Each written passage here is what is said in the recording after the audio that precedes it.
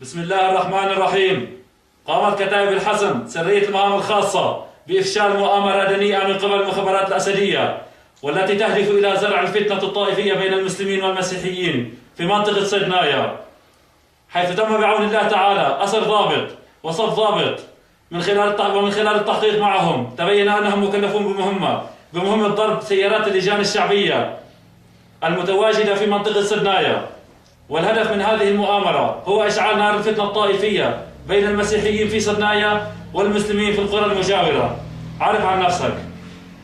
الملازم حمزة الحاج حمود.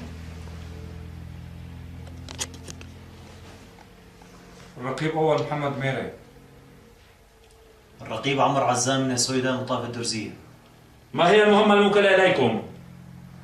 كلفنا الضابط المسؤول عنا بمهمة لإطلاق النار على السيارات اللجان الشعبية المتمركزة في منطقة صيدنايا لإثارة نار الفتنة بين مسيحي صيدنايا والمسلمين في البلدات المجاورة.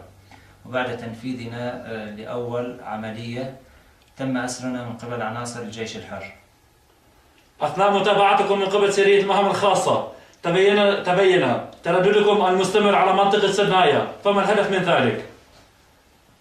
قبل تنفيذ العملية بحوالي شهر كنا أسبوعيا نتجول في صيدنايا للتعرف على أماكن تمركز اللجان الشعبية وسياراتهم من أجل تنفيذ العملية لاحقا.